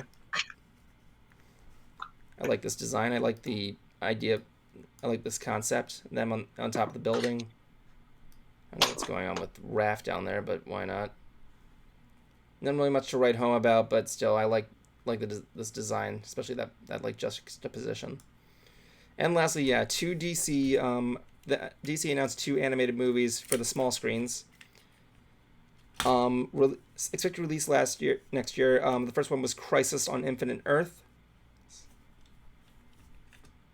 and the other one was Watchmen. Raul, you were the one who brought this up as well, I believe. Yes. What were your thoughts on the on this? There wasn't really a lot of information that was released on it, so I wanted to know what your thoughts on this was, based on what you brought up. As far as DC movies, besides a few, I wouldn't say misses per se, but like strange choices. Like for example, the Injustice animated movie. Like the video game, ironically, did a better justice to the storyline because there were certain characters in that one that died that made no sense. Specifically, the Flash. I won't go into details, but something happens to the Flash that made no sense to me. And then the Red Sun, the one where there's a Russian Superman. But overall, a lot of their animated movies are really good. Sometimes even better than their live action movies, ironically. So I have faith, including that the CW Crisis of Infinite Earth I enjoyed it, but I know it wasn't fans' favorite. I'm interested in seeing where that goes. Watchmen. It could be interesting considering, even though I know Zack Snyder could be like a hit or miss depending on the person. I enjoyed the Zack Snyder movie of Watchmen, but this one will be most likely more closely to the comic itself. So it's a wait and see game. That's cool. I can understand that. Okay, lastly, there was one last announcement that was... So yeah, next up came Day 4, and unfortunately there wasn't a lot announced. There was Dragon Prince Season 5 premiering a week early in July 27th. Which I'm looking forward to. Yeah, there's a trailer for it online. Again, I apologize I wasn't able to report on this. This came out after I got back home from work, so I couldn't really report on a lot of it. There was also another trailer for highlight for this PS5 and PS4 game that's now available called High on Life, which is a first-person shooter comedy shooter. But yeah, it was originally on PC and Xbox last December. It's now on PS4 and 5. A DSL was announced in June. And this one, I remember people were really raving about, and this was one I'm excited for. Ubisoft shared new details on their upcoming Star Wars Outlaws game. If you don't know, Ubisoft is making a upcoming open world game set in the Star Wars universe. In an interview, the dev team told IGN, I'm reading this article off the website, that the 2 locations revealed for the game so far was the New Moon, Tashara, and Tatooine.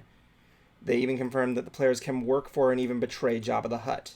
In a separate panel focused on the game, Ubisoft massive creative director Julian teased that Star Wars Outlaws may have a cooking system. The food is incredibly important to the world of Star Wars, Geary said during the panel, and if you enjoy the food and discovering alien in concoctions, this is going to be an exciting experience for you. And I'm looking forward to. I'm really looking forward to an open world Star Wars game. I just want a game where I can just explore the galaxy in my own ship, look around, and just do shit. Kind of like Breath of the Wild in a way. I still have to play Tears of the Kingdom, let me say that. And yeah, that was just San Diego Comic-Con. Which brings me back to the question I asked in the beginning of the stream. Let me just bring it up here. Do you think this year's San Diego Comic-Con was able to hold out this year despite not having any Hall H panels? Yeah. Yeah, I think it did. Because, like I said, if Hollywood's not going to be there, then someone else will. And it looks like people found it. Yep. Good for them. I will admit they were able to promote what they could promote, basically finished products and everything like that. And yeah, they couldn't really promote a lot of live action stuff. The only real live action ones I noticed off the bat was the Marvels. But other than that we got a lot. We got some good stuff. I like some of the things they got out there. As a matter of fact, this is actually, if anything, this is actually more. I've reported on more stuff this year on our Comic-Con special. Different products, different stuff. I like what they came up with. Maybe Hollywood really is done. Maybe. At least in dealing with the world of San Diego Comic-Con. We'll see what happens. I think whatever happens, let's just hope next year we can get some stuff going on. Because I believe in the theory we've already lost E3, and you know what happens if we lose San Diego Comic-Con. It's Orlando, baby. No, here's the deal. If you guys don't know, there is a theory. There's a theory that goes out there with the convention circuit. There are 4 conventions that basically hold it together. E3, San Diego Comic-Con, New York Comic-Con, and Dragon Con. And E3 has already fallen. If San Diego Comic-Con falls, New York is basically going to fall as well. And if that's the case, as congoers have been saying it, if that case, everybody's been saying protect the dragon at all time, at any cost you can. I think you're being over dramatic, but okay. I'm not being over dramatic. That's right. I'm just going with what I've heard. I personally don't think the circuit will fall apart. I see it as what it is said to be, a theory. But we'll see what happens. I think it's not I don't think it's going to affect us down here in Florida. I didn't say it would, but yeah. So then what difference does it make if those 4 cons go? Well, it's like when you look at like something that gets popular and then it gets unpopular. Like the theory goes is that if the 4 top cons fall, it may, what's the word I'm looking for? It may have a domino effect of people thinking that cons are becoming overrated. Well, they're mostly celebrity petting zoos. Because the celebrities is what gets them in the door. True. I mean, people go to cons for a lot of stuff there, but celebrities are what. If I were to say Raul left. Where'd Raul go? Raul. Dude, why'd you leave? I don't think he heard us. Anyway, I can't deny if there was a percentage there, I'd say like a good 65% of people go there for celebrities. Other people go there for tips, panels, usual stuff. That's what I like to say about conventions. There's always a thing for somebody in there. But we'll just have to see if they. I'm pretty sure San Diego Comic-Con will show up there. I don't know if I ever told you this, but I had this idea for an idea. You're familiar with the American DEFCON system, right? You had an idea for an idea? Excuse me. You're familiar with the American DEFCON system, right? Yes. I had this idea for if San Diego Comic-Con goes into the last year, I was going to say we're going into automatic DEFCON 1, DEFCON. And if we go to DEFCON 1, it means no, we're the moment the stream ends, we're buying tickets and we're going. That's what I keep saying. Sorry. You can definitely tell the stream I've had no sleep this last week. Seriously, where did Raul go? Did we scare him away? I sent him a message asking him where'd he go. Yeah. Last thing he sent me was Nick Castle was coming to Spookala again. I gotta talk to him. He has to get Robert Englund's autograph for me. Yeah, I'm tempted to get the Nightmare on Elm Street NES game just to have him sign it.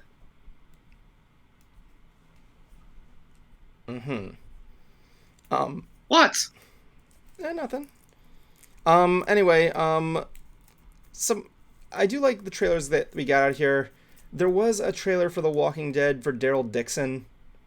Yeah, I gave up on The Walking Dead a long time ago. I showed it to my girlfriend. She's a Walking Dead fan. She likes Daryl and Norman Reedus. The best way I could describe the trailer is if you like Norman Reedus and Daryl, it's for you. But inside that, it's just Walking Dead. I will admit. Yeah, I will admit that new game they came out with Walking Dead Betrayal is pretty cool.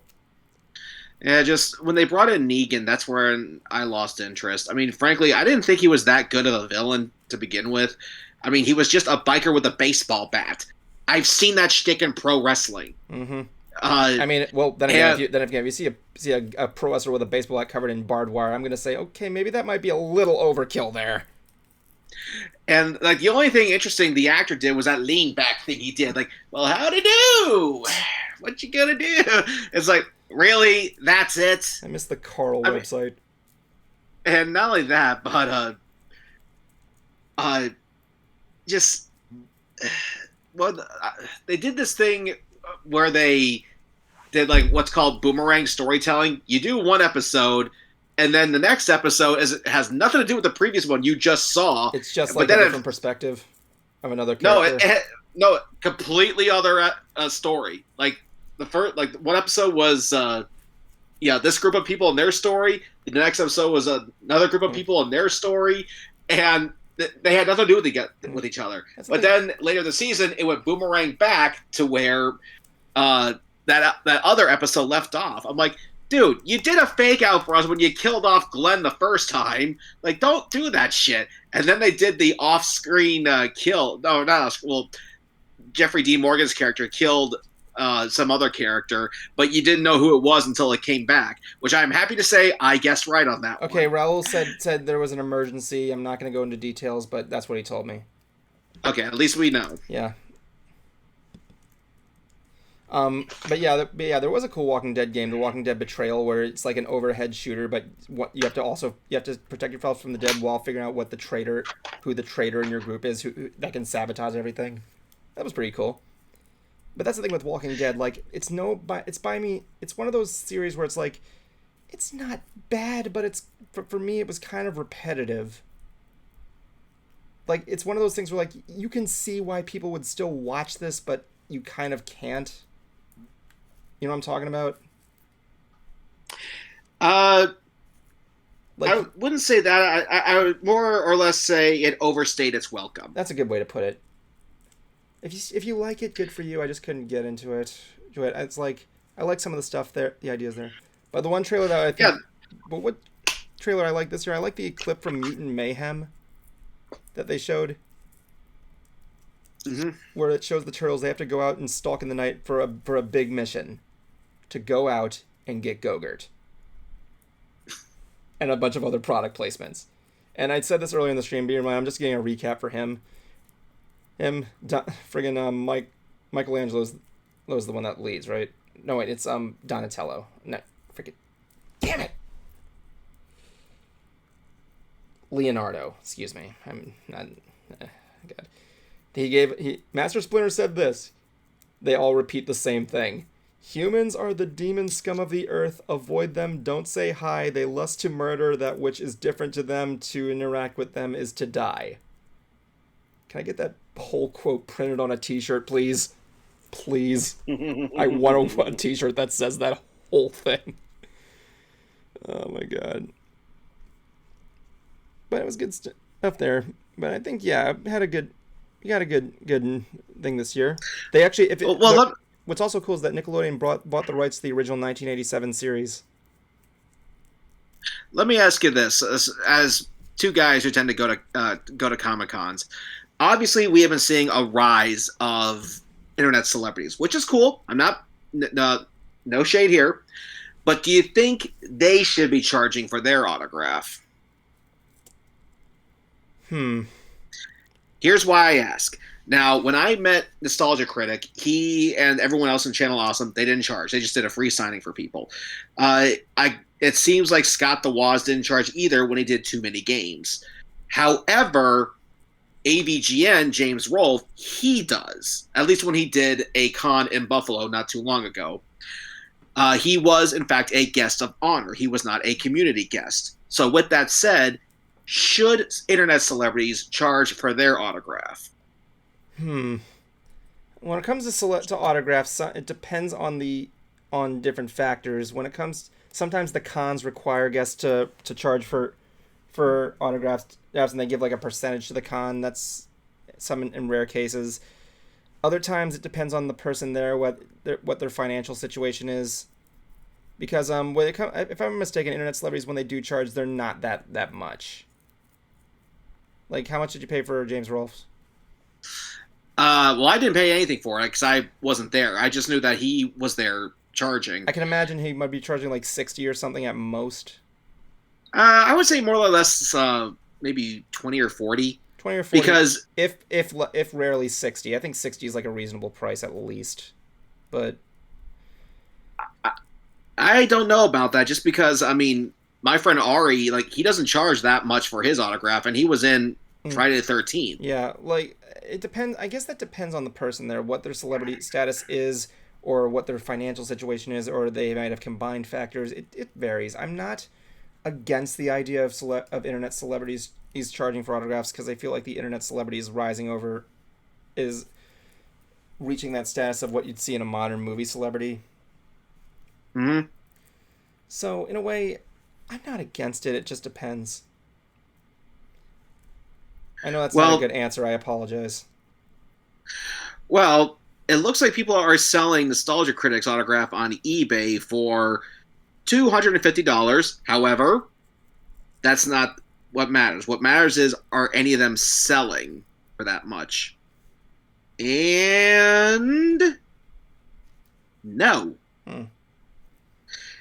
Yeah, I mean, there's people who are still selling Nostalgia Critic products, but the only thing I'm seeing that... No, I don't think that's signed either. I'm just seeing Nostalgia Critic, like DVDs and stuff. I'm not really seeing anything autographed that's selling. But I will say this, though. James Rolfe does have a bit of a head up on them because he did make his own movie, took it on tour, and played it in theaters.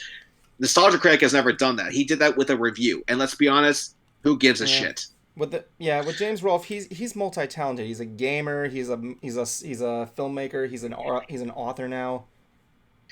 And like, even someone like, look at the Cinema Snob. He does, I don't know if he charges for autographs, but I feel like his booth is mainly just to sell his products. Like, the guy just released a book and his own movie stuff. So yeah, if they're selling products, I get that.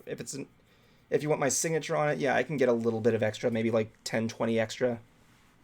The other thing, too, is that I remember in a video, I can't remember which review this was, but he was a guest of honor at some other con, can't remember which one, but he said he wanted people to go there and get in line because to demonstrate to conventions that internet celebrities are just as viable. But it seems like at cons, he just doesn't do that anymore. He just gets like a vendor's booth.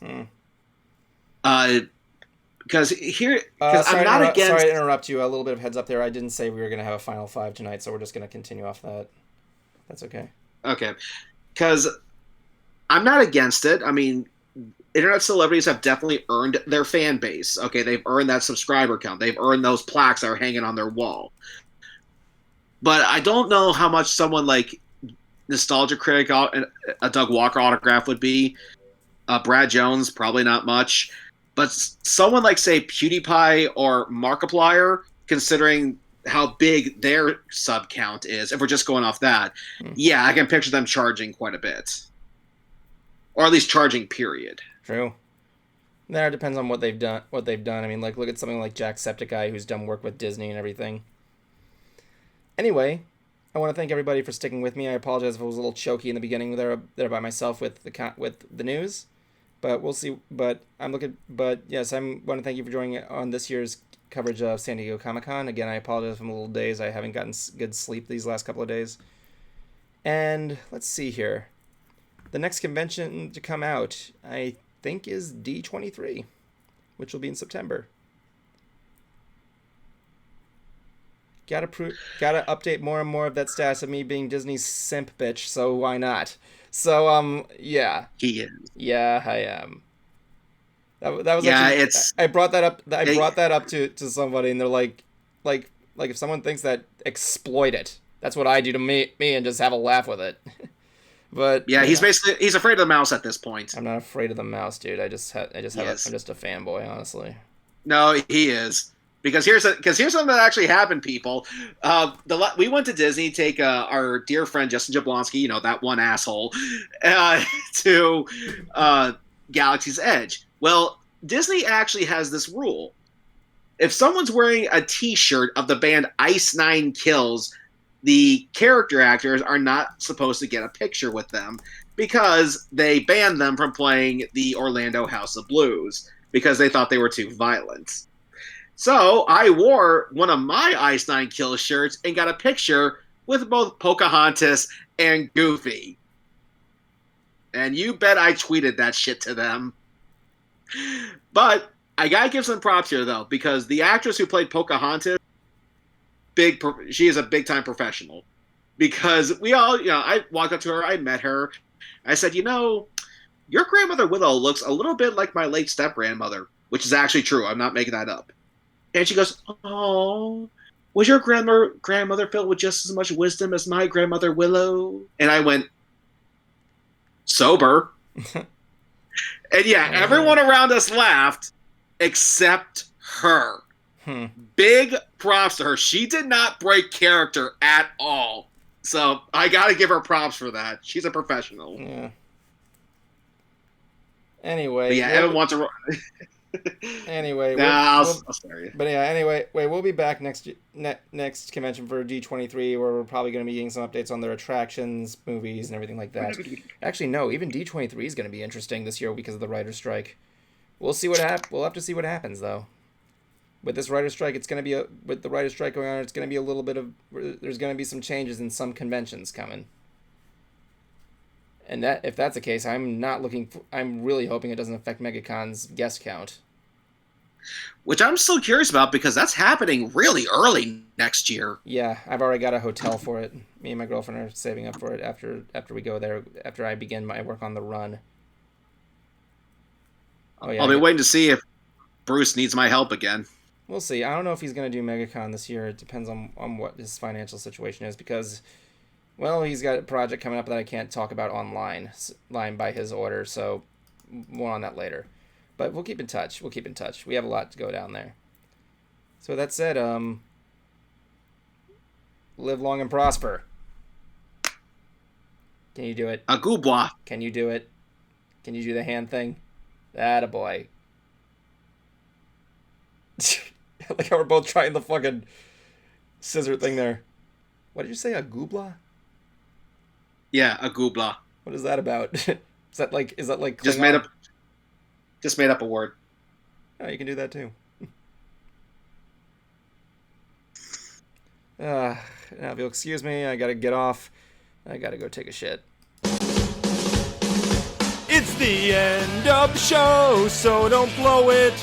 It's the end of the show, so don't blow it.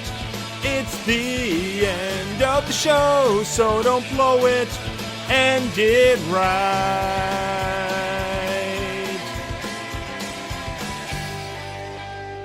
My life is a bacon-wrapped hell on earth.